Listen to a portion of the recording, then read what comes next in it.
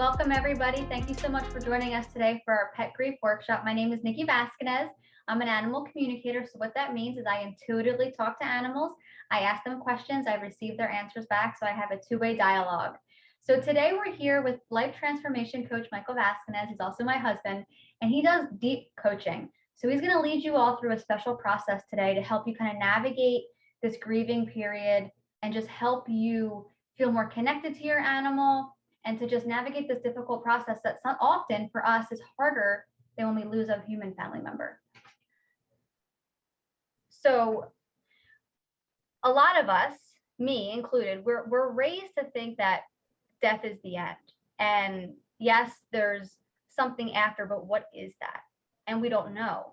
And it's normal, quote, normal to, like, our parents are going to pass away one day. We expect that. It's almost in our culture, that's the norm. But when our animals leave, we grieve not having their physical presence here because, one, I think there's a lack of communication because we can't connect with our animals like you and I connect right now. Side note, we can all talk to animals. We could talk about that another time, but we can all do it. I didn't grow up doing this. But just to know that our animals are still with us is very, very powerful. And in connecting with animals in spirit, they see you, they hear you, they describe your house to me. I had a horse one time talk about his human's basement. The horse was never in the basement, and he described the wooden beams on the ceiling. And there was a cat the other day I talked to that mentioned that he had passed, that there was a step in his human's home that she kept tripping over, right? So when the animals are not here, they're still very much with us. Now, it's so cliche. Everyone's like, oh, well, they're happier. You know, they're still with you. Yes, it's cliche, but it's so true because they are. I don't know most of you. I've never seen your homes. So what I want to encourage you today is for this workshop, Michael's going to lead you through his coaching, and it's going to be a very special time. But after today, even tonight, wherever you guys are, whatever time zone you're in, look for the signs from your animal because they're trying to say hello. In every communication that I do with an animal in spirit, I say, how are you trying to alert your humans that you're still here? Are they going to see something outside? Will they see something in their home? So I'm sure most of you, and raise your hand when I say this in the camera, how many times have some of you thought you maybe heard your dog barking, or you heard their little footprints down the stairwell, or maybe you saw a flash of them? Who's that happened to? Raise your hand if so. Yep.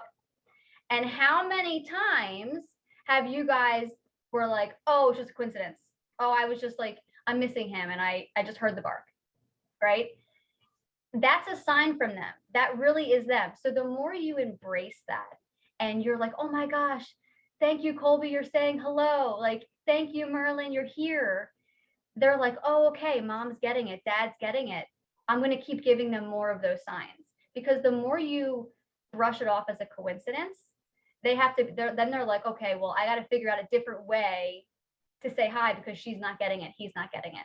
So you'll see the more open you are to accepting what you're getting from them, the more it's going to happen.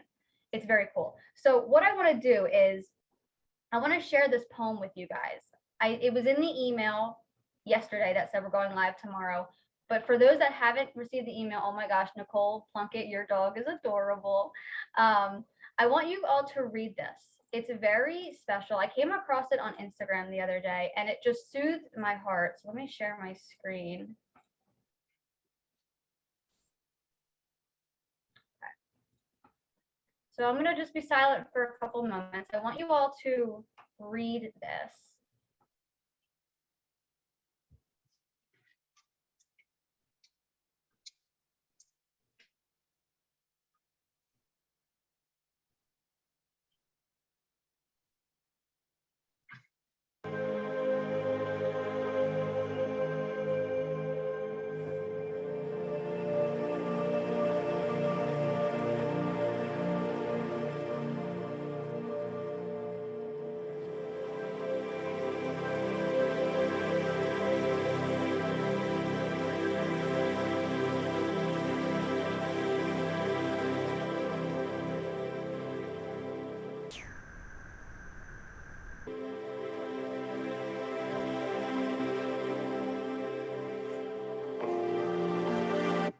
In this video, we are talking about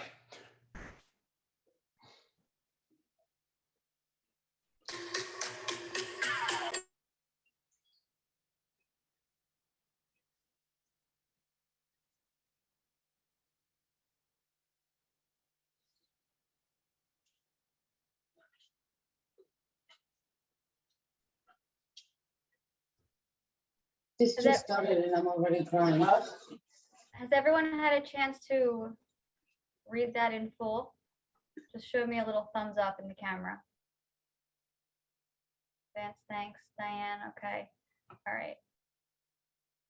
So I encourage all of you, if you don't have your camera on, turn your camera on. You don't have to if you want to. I just would like to see your face, but totally you don't have to. So that poem, when I came across that, the words soothed my heart. And there's a portion in that I just replay in my head over and over again. We lost our precious Jory Rose in February. She was 17 and a half. She was a little teacup poodle. She was like the cutest little thing ever. But it's that death is not the end and they're not gone. Things just shift.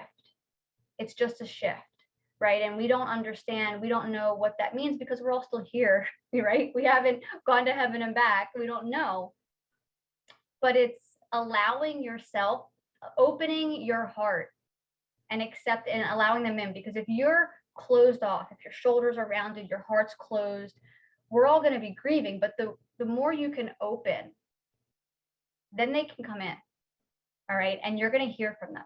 So I'm going to pass it over to Michael. Wait, one thing I want to tell you guys, and Kim, you're probably on here somewhere.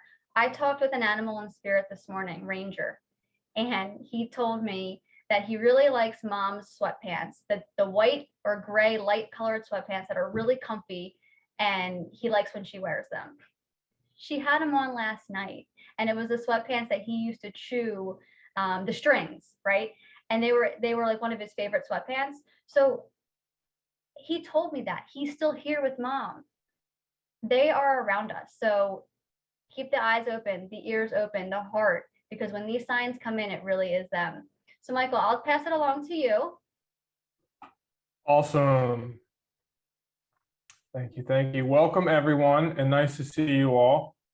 This is an amazing group of people, I can tell already. So I'm just going to introduce myself a little bit. As you know, I'm Nicole's husband, and I work with people in the transformational space. And what happened is I was in an office space the other day with Nicole, and Nicole starts talking with a lady about her dog. She's getting ready to pass. The dog's like on the way. You know, she's in that limbo state of how much longer am I going to keep this going? When's the right time? You know, that decision that many of us have gone through with our animals. And she was having a very hard time completing her task with us. She was a notary, because she was starting to grieve. She was starting to enter into the grieving space. And I realized, like, something dawned on me, like how often and how this is occurring in a lot of people. And even in my sessions with people, this comes up a lot. And so we were talking about it. Hey, why don't we make the specific time and space for people to dedicate and then have an intention to come in and deal with this side of life? And we promoted it, and now all of you are here, and it really shows that this is something very special to give your time and attention to. So I would like you all to very much, like, give yourself full permission to be here. You know, I know all of you are here already, and you're like, what does that mean? But if you go inside of yourself and you tell yourself that it's okay to be here, and you give yourself permission to be here 100%, every single aspect of you, instead of all the craziness in the world, job, kids, whatever, you are here to deal with yourself in this capacity, in this energy of dealing with the passing of a little beautiful animal that you may have had. So we are going to deal with that. And me as a coach, I'm not here to really suggest or to give you information. The way that I work with people, it's to allow what's happening within you to come out. And in a group setting like this, with all of us coming in with the same intention, a lot can happen within you, and we can learn from everyone else in this group. So I want everyone to really also understand that in this type of atmosphere, when other people are speaking, it's like the universe is speaking to you. Also, we can learn so much from other people. And this is an aspect of integrating something that happened in your life into who you are now. Because grief is a state of being that we go through in life many times. But if we stay in the state of grief, it doesn't really serve us. And sometimes we as humans, we like to feel the pain and the heaviness of some experiences in our life, because we feel that if we let them go, then we're not like serving, or we're not connected to what it is we are grieving about. And it's actually the complete opposite. The more that we let go and we move on, the more that we can actually connect with what may not be with us in this physical place anymore. And so when we grieve, it's generally held in the heart space. Okay, it's generally held in the lungs, in the heart, in that fourth chakra, sometimes up into that fifth chakra area. Okay, sometimes it can take away our voice a little bit.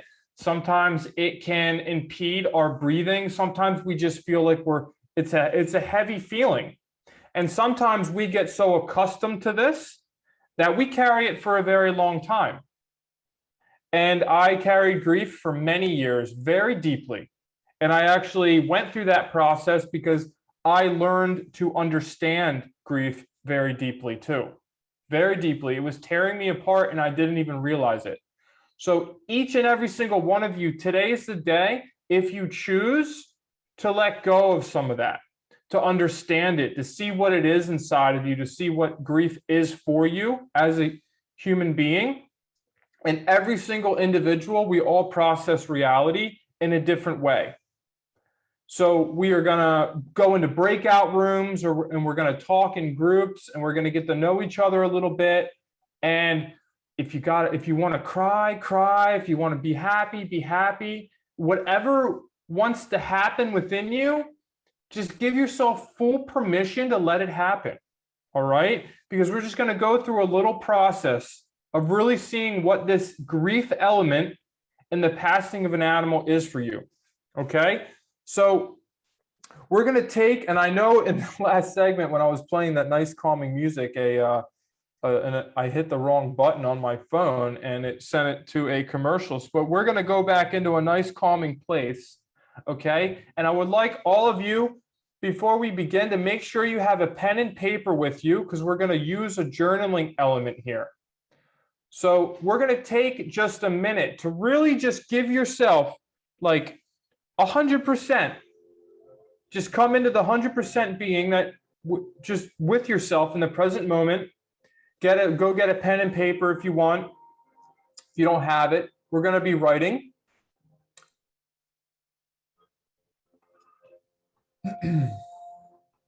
And let's all of us close our eyes.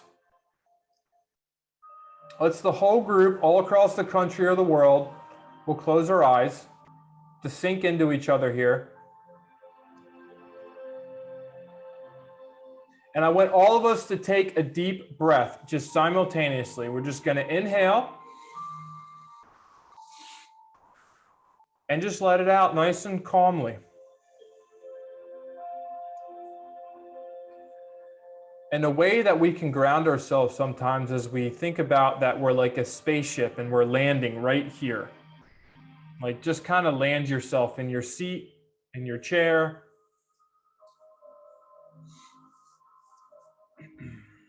One of us just took a synchronized breath together. One more time, just take a deep inhale. It feels so good to just intentionally breathe.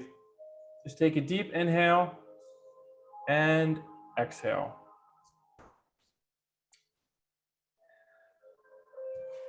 And you can go ahead and just listen to my voice and keep your eyes closed if you want. So when I recommend that we journal in our exercises that we're going to do, when we go to journal, I'm going to give you time to do it. And when you're journaling, I want you to leave your pen or your pencil on the paper. You don't take the tip off of the paper.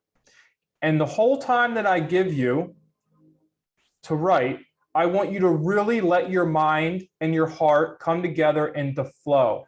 Do your best to avoid stop writing. If I give you a minute, write for the full minute. Even if it seems gibberish to you, it's very powerful stuff that's going to come out, okay? So I want you to just to write nonstop, and then I'll say finish your last thought, and you're going to come to an end, and that'll be that. But when you go to write, don't write down what you think you know, and then that's it. Move beyond that.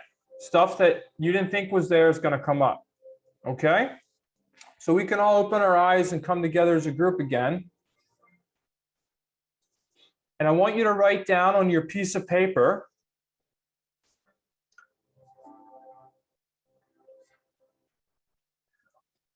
I want you to write down, what is grief to me? Say this to your person, like, what is grief to me? This is your own personal interpretation of this word into your life, with your perception of reality based on the experiences that you've had up until this point. And I want you to speak from the place, not from what you've heard grief is, not these boxes that we've been put in or these experiences that other people have told us. This is from your own personal being. I'm going to give you, it'll be roughly a minute and a half. And remember, I want that pen or pencil to the best of your ability to just flow like a river onto the page in front of you. Okay? So go ahead and answer that for me.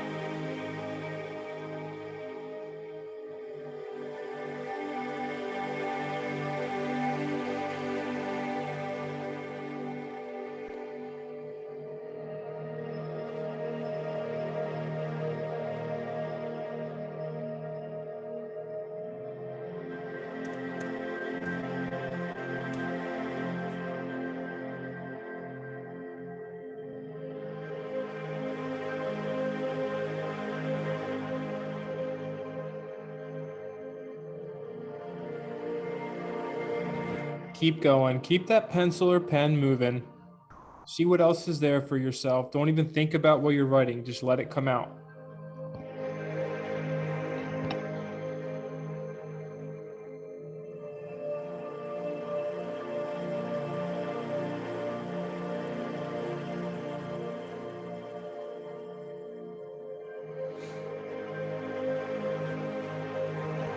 And you can go ahead and finish up your thought.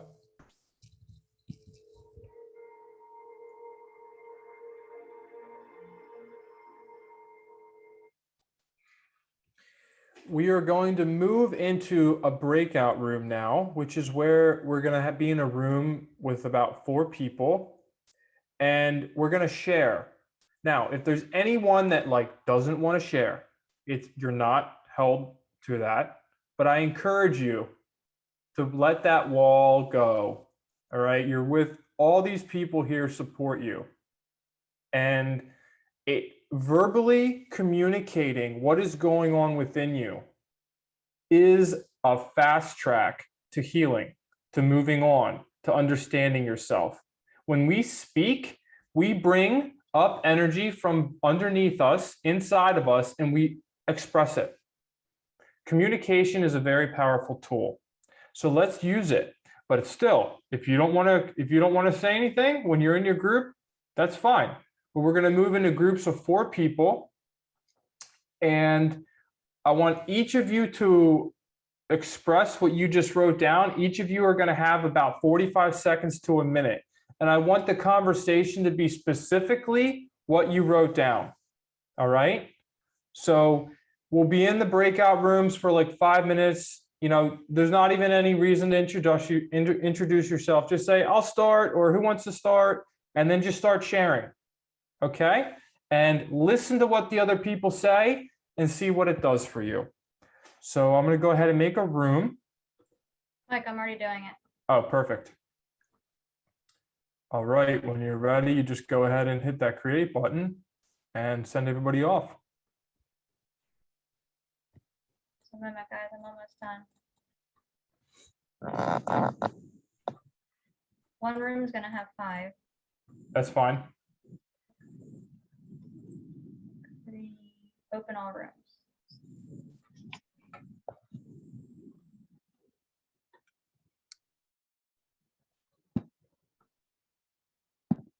Enjoy the rooms, everyone.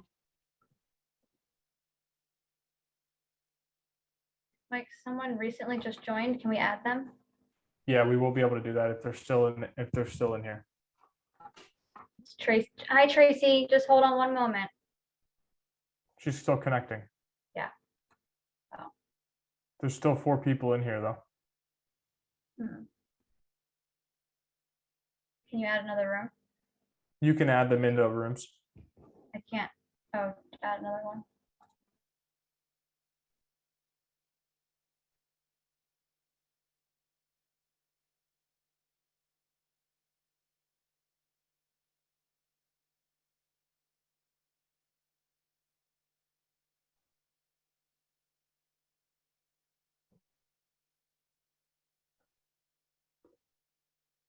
Hello, everyone in here. If you would like to start sharing, you can go ahead.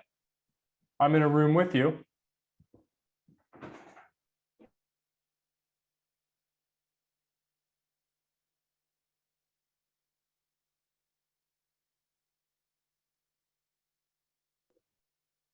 Maria or Monique, would you like to share if you're there?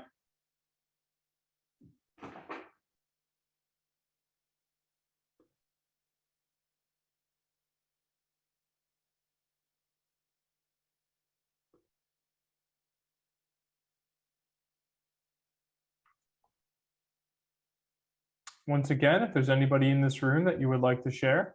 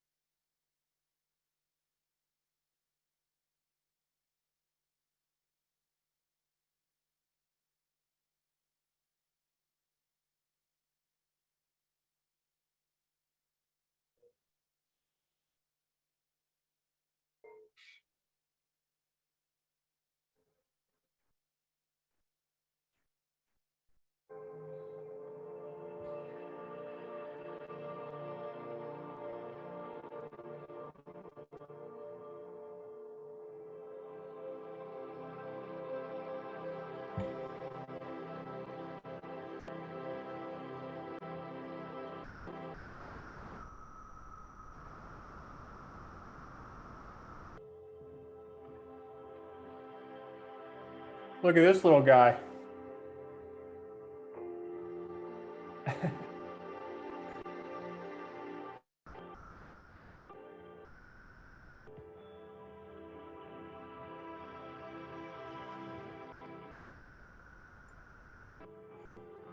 Hey, everyone, just real quick. I've never done a breakout room before, so I didn't know what I was doing. So sorry about that. I hope it all worked out well. Mike usually does all that. I don't know why I volunteered. I think it worked out great.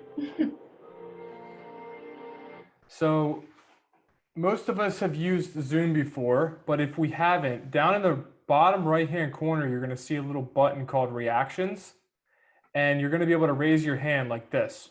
Boop. See? And on your phone, you're going to see 3 little dots somewhere, and then you move into Reactions, and then you can lower your hand.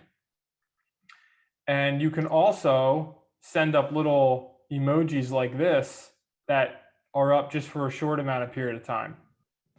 So I have a question. Is there anyone that would like to share that experience, that sharing it with somebody, something you learned from what else? If somebody said something that may have triggered you, please go ahead and share that. We're going to move with Maria. I'm going to go ahead and unmute you.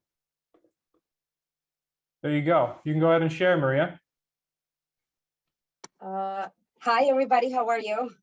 Good. Hi. I was just with Maria, the other Maria in the group, and her dog passed like without her being there. And I have the opposite guilt because I had to make a decision. So my experience with her was great because I see that I always wish that that was my situation. And she still have like that pain in her that she wasn't there for the dog. So I think hearing somebody else having the opposite was helpful. So you kind of heard somebody reciprocating what's going on within you. Yes, and the fact that I feel guilty because I had to put my dog down, and she felt guilty because she wasn't there when the dog passed. We both have some kind of guilt, and it shouldn't. And I think it's hard for both of us to deal with that. That was interesting. You know, at one point in time, Maria, it was inevitable that you're going to have to put your dog down, right? Yeah, I just wish that she went on her own and not me having to have a vet at the house. I did everything that I could, but you know, I don't want to take a lot of time from you guys. But it was so it's that aspect of it that it didn't happen so much organically. It happened from your will. Yes, I used to sleep with her every night on the floor and wishing that just, you know, for her not to wake up instead of me having to get a doctor at the house and do it, you know. I actually wanted to spend just a moment on this because actually my wife and I, we just had this conversation and we talk deeply about this kind of stuff a lot, especially, I mean, it's her line of work and it's my line of work, but so we all would love to see our animals pass organically, right? We would all, every single one in this room would love to just see our animals take a last breath and not have us put any hand in it. But the reality of it is that by us taking an animal in the modern world, it's already had a hand of humanism in it, right? Most of the dogs are bred already, different species. They've gone to see the vet many different times. They've already had a hand in the process. Our dog, Donald, has epilepsy, and we have to give him medication every single day, or he probably wouldn't be able to survive. He probably wouldn't be with us. So by us putting our human hand into the process, it's something that is part of the process. So by us carrying around guilt on something that is very much almost like it's inevitable in the modern world just because of how things are, you know, if we just slightly take our perception to think a little bit farther, it might alleviate some of that guilt and it might allow you to shift how you are perceiving the situation. Because another hand of it, you can save your dog a lot of pain and agony because of you have the choice. The dog chose you to take care of them. So the dog or the animal or the whoever it is, it trusts you to know when the time is right. 100%. You know? So I just encourage you and everyone in here, because I think it's a big part that, because we had it, everyone goes through it, that your choice is a choice and it's the right one, no matter when or how you make it. You know? Okay. So was there anyone else that would, thank you for sharing, by the way, Maria, so much. Thank you. Is there anyone else that would like to share that piece? You can raise your hand. Susan, are you raising your hand? I'm going to ask to unmute you. There you go, Susan. Go ahead. So when my last dog passed, I had taken her in for a consultation because I knew she was in kidney failure and that she probably needed fluids, because she seemed just a little dehydrated and then just fluids. But she was eating and drinking okay up until the day before that. And then the vet said, I think it's time. All of a sudden it was time to put her to sleep. And I said, well, animals die in the wild all the time. How can I take her home and make her comfortable to die at home? And she just didn't think that was fair. She thought that, I should do it there. So I did, but I have such guilt. I just feel like maybe she didn't seem in pain, but the vet said she was. And I know from everything I've read, the vet would never put a dog to sleep if they didn't think they needed to be put to sleep. It just felt like there should be I could do at home, make her feel comfortable. Because I was able to do that when my first dog died. The vet told me what to do to take him home, and she knew he was going to die in 24 hours. She told me exactly what to do, and he died in my arms, and he seemed very peaceful. So I was hoping that that was the norm, which obviously, it isn't. So, Well, there's millions of different animals and they all pass the same way, as do people. And, animals that are raised with us in our homes, they're not wild animals. Their energies have changed. They're not like a wild animal, and their processes in life and with death aren't the same. So, I just want to give you assurance that the choice that you made is a perfect one because you made it. And you have to stand up in the being that you are and realize that the choice that you made is the right one. And you really understand. I mean, you made the best decision possible for the animal. And that is there's no doubt in my mind by me meeting you on this call that it was not the best choice for the animal. Michael, can I hop in for a second? Sure. So Susan, something that Michael just said is that the decision you made is the right one. So in a lot of my communications with animals, right before they pass, when they're sick, and after they pass, mainly before, they are never, ever scared. And they're never fearful because they don't fear passing. Like humans, we have some fear about it. And whether we accept death to some level, there's still some uncertainty. But animals are so connected to God, to source, to the universe, whatever word you want to use. And a lot of times animals, what looks to be traumatic on our end, like if we're seeing what's happening with them and it looks traumatizing to us, they're not always bothered by it. Yeah, of course they might be uncomfortable, but it's usually way worse in our view than what's really going on with them. And a lot of animals have told me, and this isn't stuff I read, guys, this is what the animals have told me that I'm sharing, is I ask, are you ready for your humans to give you assistance? And sometimes they say yes, sometimes they say no, sometimes they always have more they want to see. They always have an event that they want to go to. An animal once told me that he wasn't ready, but next week. And then I didn't know this, but the next week was his human's 15th wedding anniversary. He had been there for every anniversary, even the wedding. So like, no matter what physical state they're in, there's always usually something that they want to witness. And then I say, okay, but given your circumstances, if mom and dad, if they think that really it's not fair, do you trust that if they think that they need to help you, are you okay with that? And I've never had an animal say no, like not one time. And they're connected to your heart, Susan. Your animal's still with you. So it's just, there's really no other way to say it than you are their person. So in your heart, if whatever you decide to do, you're going to do it because you feel it's in their best interest, and they absorb that love from you. But how do you know to trust that enough that it is time? If I Because you're, didn't feel it was, well, the animals are never scared. So what happened, this is a conversation we can have another time, Susan, but our cats, our dogs, our horses, they know like what their life is like. They're way more intelligent than us. Like they're like connected, right? So circumstances happen and they know what's happening. And if they really weren't ready, they would have done something and you would have known. So the fact that nothing happened where you were like, whoa, no way, you know. okay, thank you. Thanks, Mike.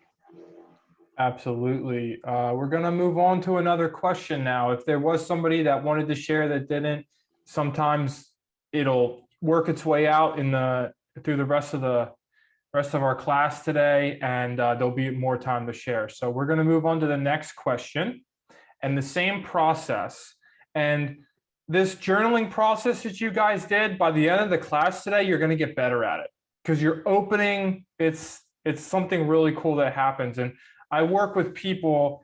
A big part of what I do is I work with integration. If something happens in your life that people struggle bringing it into back into their life, the integration process, this helps that.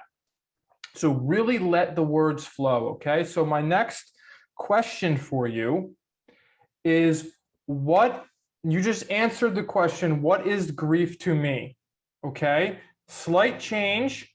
We're going to come off of your answer. And what is that grief?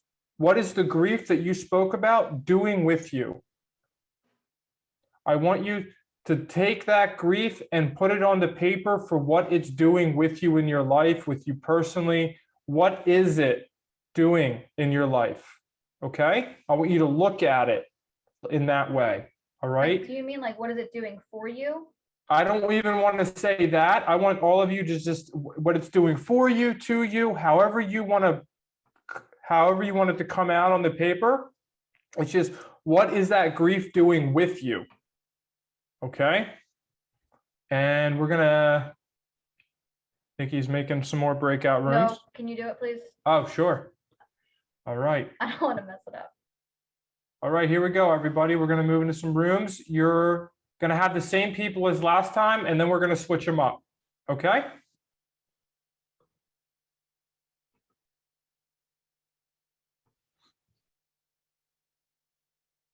Like there are some new people. Do you see that? I'll add them in.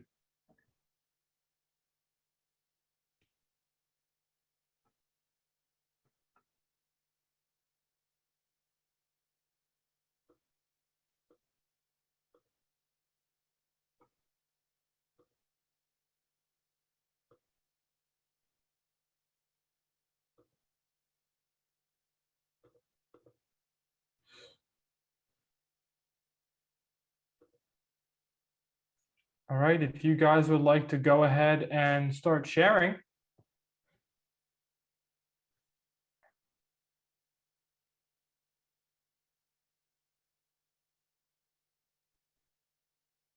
Can you guys hear me? Who is in here? I think it's Nikki and Nicole.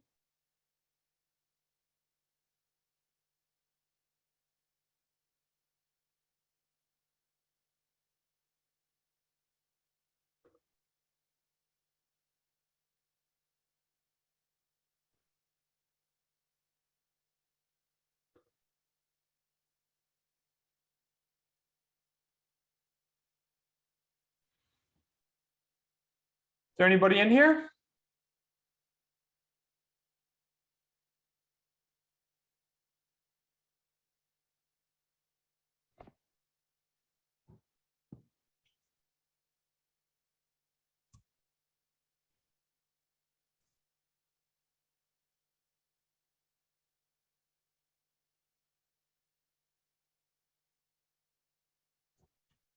Anybody in here? Maria, Monique, or Nikki?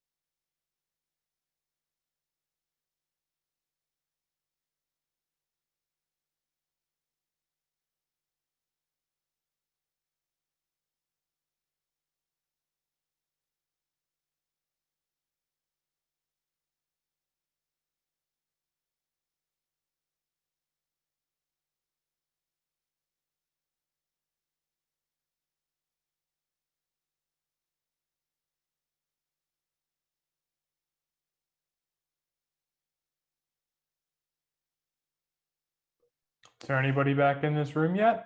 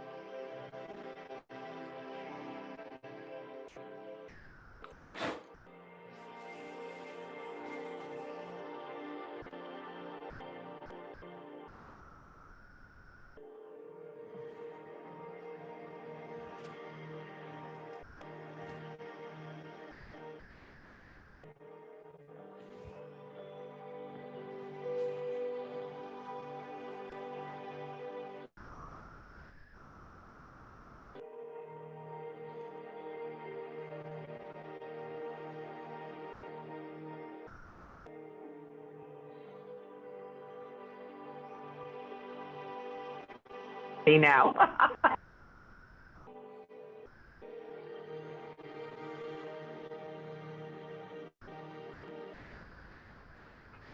Welcome back.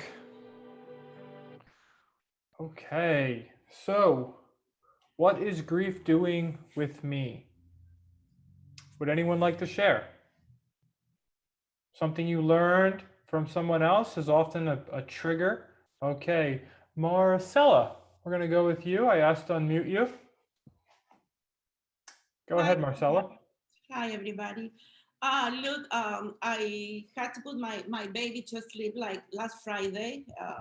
He had a problem with heart failure, so he was getting there, but he was right in there where the doctor told me that if I let him go more, he was going to choke on his own fluid because he was getting a lot of fluid, and it was very difficult. And what this is doing for me is bringing me a lot of suffering. My baby not being physical here in the physical with me is painful. It's painful. Even that I can sense him. I can sometimes. I'm blocking the connection with him. I have a beautiful gift too as your wife. I don't connect maybe as well as her because for me, I'm a very big empath. And as an empath, I can feel emotions and they're very strong. So when the emotions are negative, I can cut the connection with the other side. It doesn't come to me.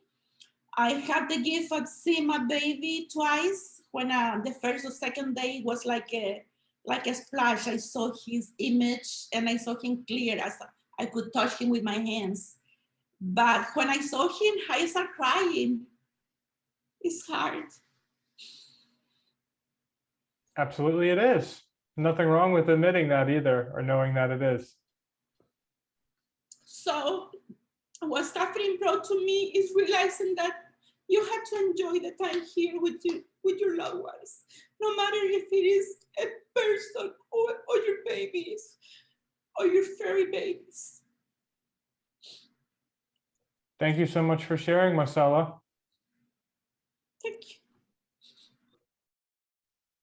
I believe iPhone, you have your hand up. You're just there as iPhone. I'm going to ask to unmute you so you know you're still muted. There you go. Okay, I'm new. I've never done this before with a Zoom. I have no idea how to use this phone. We were chatting and with two other people that were in my room, and I don't have the guilt. I have the void, and it's the no more. That's the hardest thing, is the no more.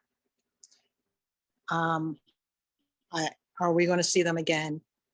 I don't know. Hello, are you there? You're still Over there. there. Sorry about that. Somebody was calling me through. It's the no more that it's just, and what is it doing to me? It's actually, I'm angry about it. I'm angry because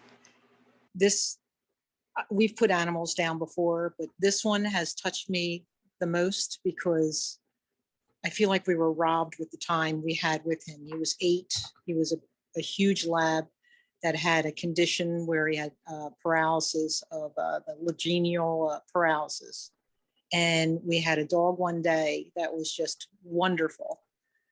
And then we had hours later the decision to make. And every day we had with that dog was a gift. And I feel robbed. I feel angry. I just, he was our empty nester. He was like, kids are out of the house. He was the only one in our lives that didn't give us any grief. And that's taken away from us. So where do you go from there? I mean, you get another puppy. Yeah, it takes you years to get a puppy that really connects with you. After 3 years or so, you get another dog. But at this moment right now, I feel like we've been robbed of that time. And he was the only one in this world that doesn't give us grief and aggravation, and just, it makes me not look at the world the same. Because out there, people are cruel. You come back home and I got nothing but happiness and a reason to make it another day, because that dog was always happiness to us. He was always, every day we walked through that back door, we were a rock star. Every day. Doesn't matter. They never have a bad day. Our bad days, they take away from us. And that dog gave us so much. And I just feel like I didn't have enough time to even thank him. I mean, I know I did the right thing. I did the exact right thing for this dog. We treated him like a gift every day, and he loved us. I mean, he was just part of the family. He never was a bother.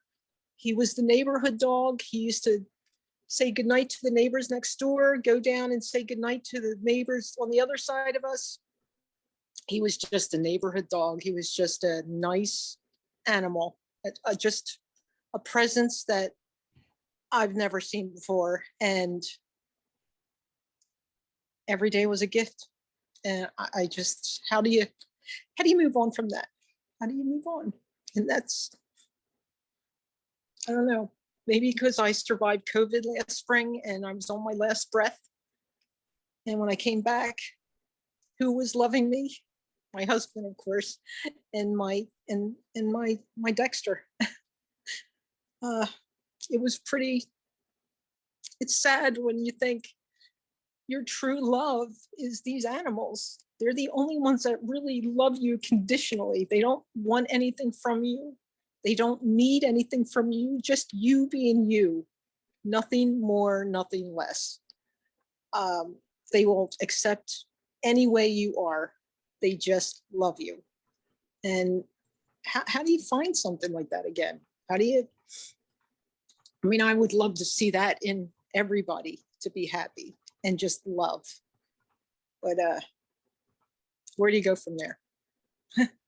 Well, a lot of times, you know, we go through experiences in life because those experiences are going to either take us to better places within ourselves, or they can keep us stuck in a place.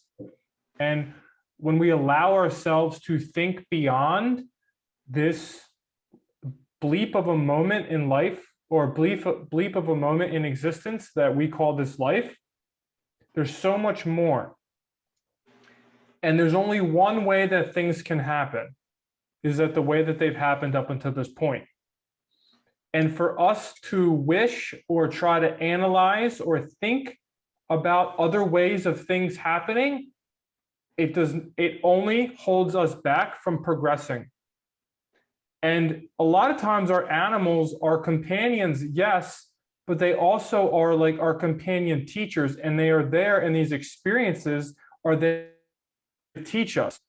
These emotions that you are going through, the void that you are experiencing, we could look like the minute that you said that to me as, wow, this dog's life brought you up to the point that you're at now to experience this void.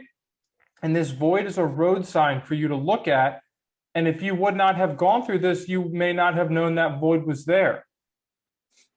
And that void is up to you with what you want to do with it. But in my experience of working with people and my own life, the only way to fill the void is to go into it and fill it with ourselves. And in these challenging times that we're in, it's easier said than done. But that void is there. And the dog was, and your beautiful animal may have been there nurturing that space for you. And now it's no longer there. But up until this point, now it's for you to decide what you want to do with the void. But the one thing that has been a testament up until my life is, if I keep doing what I've been doing, nothing's going to change. So if you want that void to fill and to go away, and for you to feel what you used to feel before, the only you know how to do that. And it takes work, and it takes a little bit of stepping into that space. But you use the word anger, you use some of those type of emotions, and I want you to ask yourself, would my dog want me to feel this way in connection to anything of its life or passing? And the answer is, our animals never want those emotions tied to us and to them in any way, shape, or form. And when you're able to let go of that side of the passing, and you only experience the blessing of his life, it's a big turning point within us. And I just encourage you to push beyond that and to really look at the void, because it's there for a reason, and it'll teach you a lot about yourself in a very good, positive way. And then your connection with your animal, it's only going to grow. It will. Thank you. So thank you for sharing very much. Thank you. Is there anybody else that would like to share? One more person maybe? Otherwise, we're going to move on to the next question. Oh, somebody just put their hand up. Who was it? Nicole Plunkett. I don't see her. Here, I can. Hi. Yeah, you can go ahead.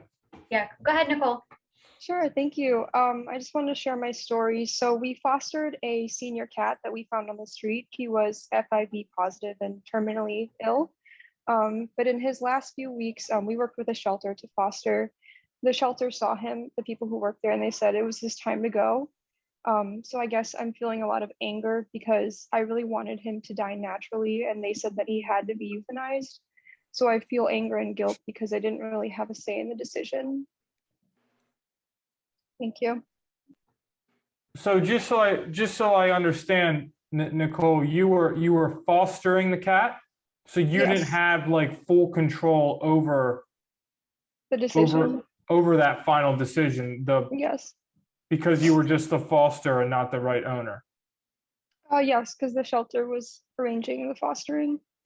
I understand. So the shelter made the decision, and you know that is a unique situation to be in. But from an outside perspective, is you did everything you could in the best circumstances that you could.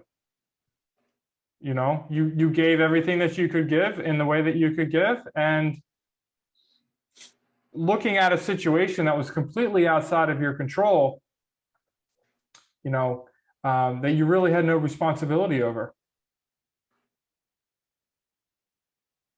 So that's, I think the more that you look at it and you allow it to dissolve within you, it might be just something that makes you uncomfortable, but sometimes for those things to dissolve, for us to feel better about them, it just takes a lot of like looking at it, you know?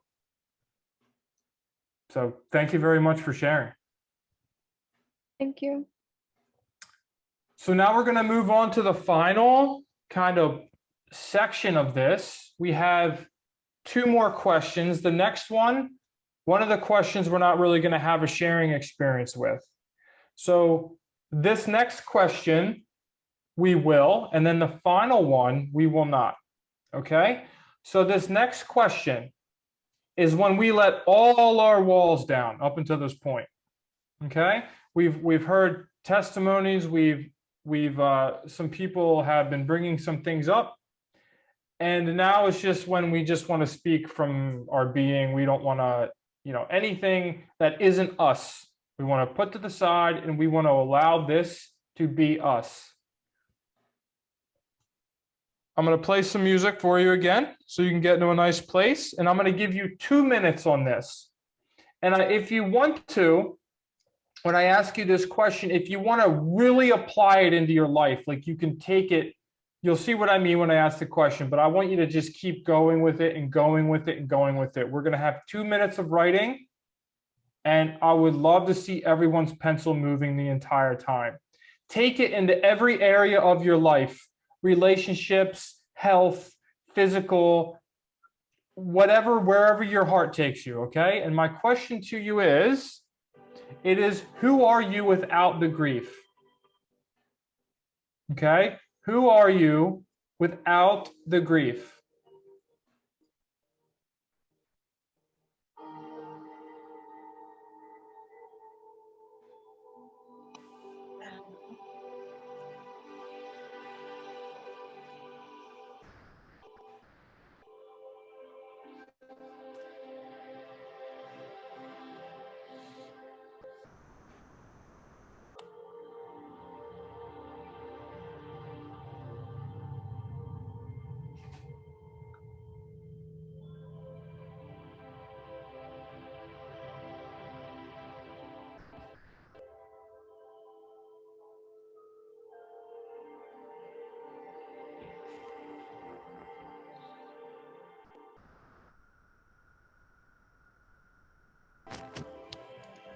Who would you be without the anger, the sadness, the confusion, resentment on some part? All of it. The whole experience. Who would you be without the grief that is tied into so many other things?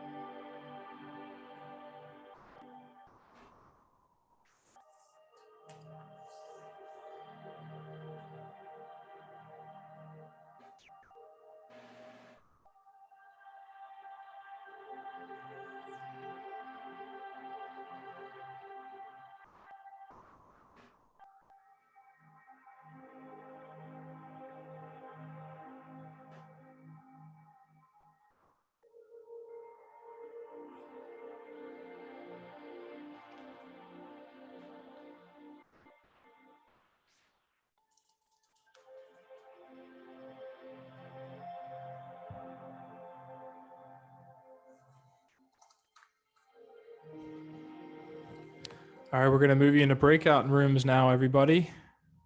Enjoy the sharing.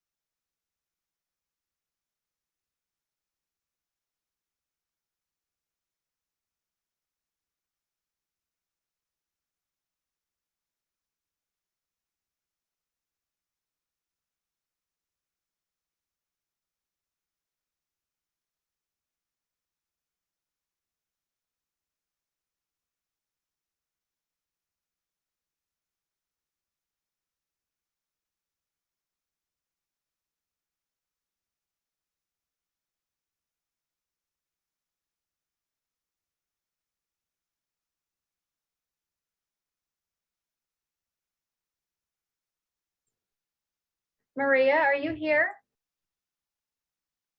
Maria Fernanda?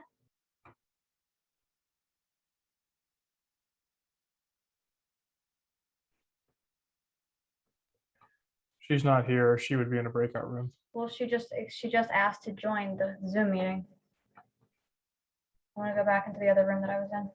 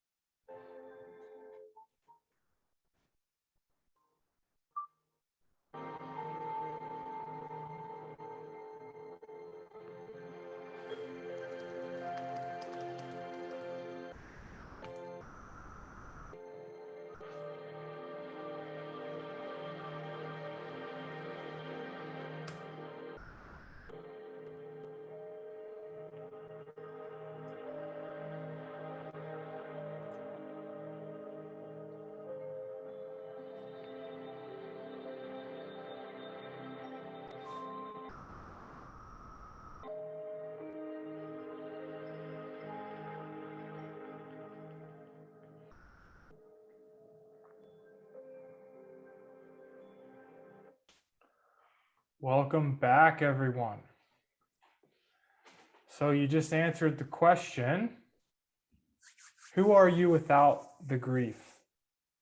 You know, who is that person, you know? So I'm going to share with you a story of mine that is just my own testimony. So you know me on a personal level, and you know a little bit about my story of letting go of grief. And then I'm going to share with you an exercise that I used for many years now that continues to help me move into a space beyond some of these feelings that we can be carrying around with us. And this isn't a story of grief with an animal.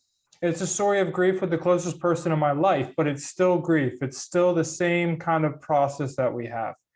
And it is tied into an animal as well. So when I was 20 years old, my brother, my best friend, he took his own life.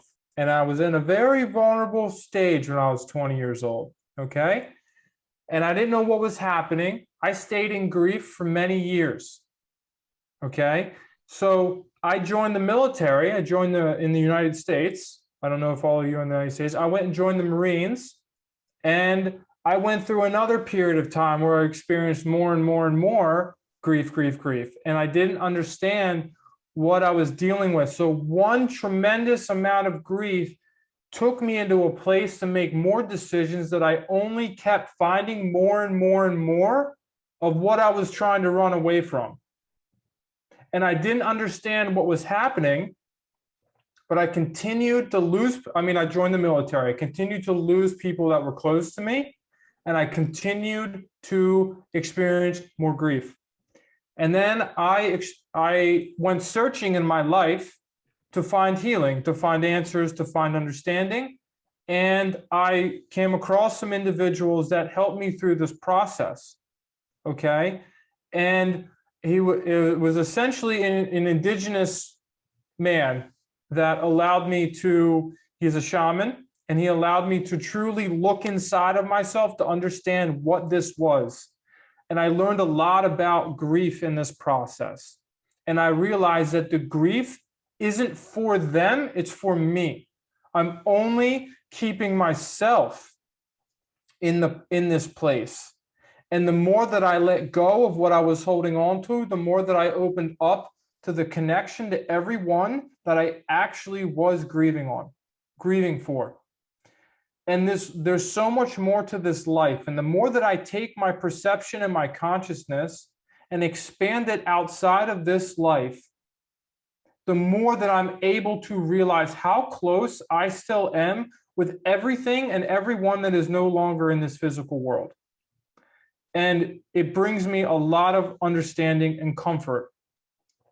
And I just encourage you, this anger, the voids, the confusion, the sadness, these things are us. And when we start to compile them and heal them, these animals were here to teach you a lesson, and they did so much for us to bring you to this place. Just like my brother, he was there, and I learned so much from his experience, and I wouldn't be who I am now without that experience. And just a story, my wife doesn't do this, but she works with animals, but my brother came through to Nikki one time during the final stages of me healing my process, and I went through my last little bit. I'm not saying I'm fully there, but it was a big, last little chunk, and a lot of understanding came to me, and I've never felt closer to him in my entire life, and it's been over 10 years. And so our process up into who we are now, all these things are within us. The sadness, the voids, the confusion, the wishing things would have been differently. Everything is the way that it is. We can't go back and change it. So I'm going to show you a little very simple exercise here. I would like all of you to close your eyes. Okay? And I would like all of you to think where you feel the grief, the emotion. I would like you all to be very specific, and you can communicate with your body. Our body has an amazing intelligence to it, and it holds on to things. And I would like you to communicate with it. Where am I holding the grief? Whatever's attached to the grief, where am I holding it? Okay? And I would like you to open your eyes, and here I'm just holding a candle. And I would like you to stare at it. And when you're ready to close your eyes again and take this light and place it in where the grief that you just were thinking about. Mike, Imagine move the candle up because your name is blocking it for people on gallery view. No, Ama- higher. imagine this light right where the grief is.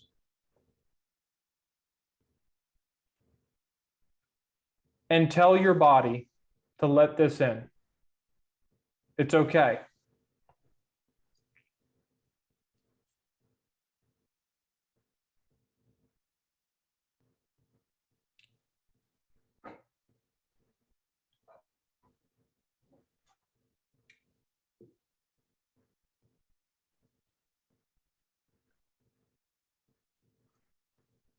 Now go ahead and look at the flame again. Flame went out. Sometimes this happens, right? It's life. And I want you all to close your eyes again, and I want you to imagine till you light the flame again. I want you to try to ignite this flame in this candle. I want you to see it lit. And now open your eyes again. Sometimes the only way to ignite our flame is to take action, right? Action is the communication of the physical universe. Oh, my flame is being difficult to light. There we go. It takes action to light it again. So these feelings that we have inside of us, it does take work to understand them, to iron them out, you know? But giving yourself the permission to like fall apart, put yourself back together, to light your flame again, to move on, to move on. Your animals only want to see you happy. It is so true. And everyone in your life that you may have lost, they only want to see you happy. 100%. If this is one of the greatest lessons that I have learned and that my wife goes through with speaking with all these different animals, is they want to see you happy, and they don't want to see you carrying the hard stuff. They want to see you remembering them, their little furry butts running through a field and flipping around and barking and licking. That's all they want you to remember. And that right there, that's like igniting, you know? So I'm going to leave you with one more question, okay? And I want you to journal this, and then we're not going to share it. We're kind of going to say bye to each other here, all right? And before I ask this question, I just want to say to all of you, thank you for coming and sharing with everyone and being a part of this group, okay? And I want all of you to close your eyes one more time with me and bring that light back into where it was before. We're going to end with light. Okay? Bring the light in.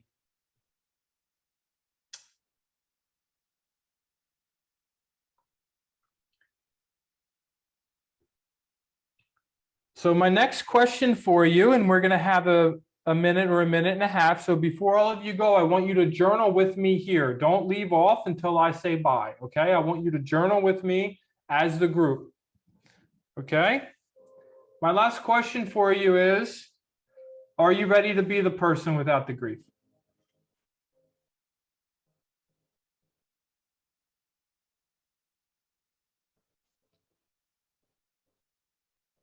What will I do to become that person? Who is it? What needs to happen? Bring it to life. Am I ready to be that person? And move on. Take it deeper into your life. Just take a minute and a half. Keep that pen going.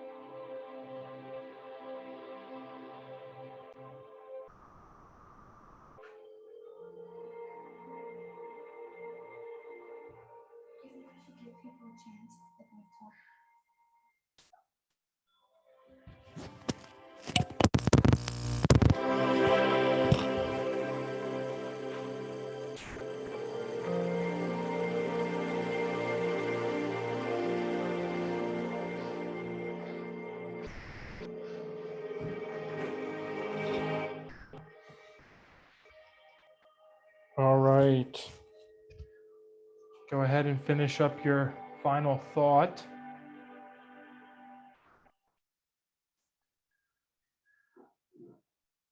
Thank you everyone for coming very much. And would you like to say anything, Nikki? Thank you, everyone. This was the first time we've done this, and I'm so happy you were all here. I think it was a very special group, and I'm so happy that all of you shared and your videos were on. It made it so fun. I'm going to get this recording out to all of you, so if you'd like to listen to it again. And I'm just so grateful you were here with us. Thank you so much. Be well, everyone, and light the light inside. Thank See ya. you.